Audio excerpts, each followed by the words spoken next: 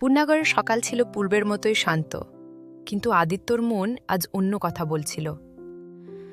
সাব্যসাচী গতকাল একদম কেমন চুপ ছিল। তোমার সঙ্গে আমার কথা শুনতে কি তুমি ভয় পাচ্ছ?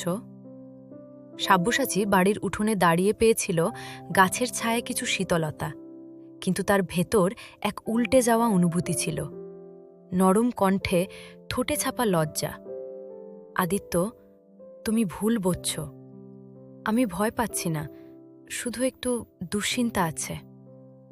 আদিত্য এক পলকে নির্বাক হয়ে গেল। আক্ষেপে? দুশ্চিন্তা? আমার সঙ্গে? কেন?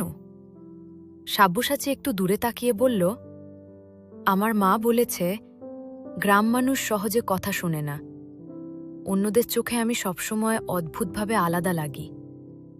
তুমি আমার স্বপ্ন বলো, কিন্তু যদি সেই স্বপ্ন শুধু আমার জন্যই হোক। আদিত্য তার হাতে হাত বাড়াল। সাব্যসাচী, আমার চোখ তোমাকে যা দেখেছে সেটা স্বপ্ন না, তোমার সঙ্গে ভাগ করার একটি বাস্তব পরিকল্পনা।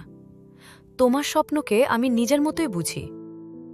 সাব্যসাচীর ওড়নার এক কোণ কেঁপে উঠল।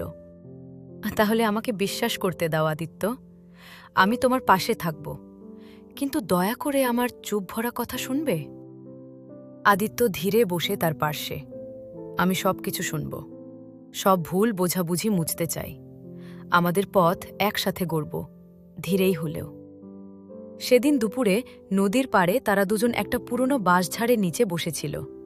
বাতাস বইছিল, গাছের পাতা হালকা ঝাঁকুনি দিচ্ছিল, আর তাদের মধ্যে ভুল বোঝাবুঝির আগুন শান্তভাবে নেভে আসছিল।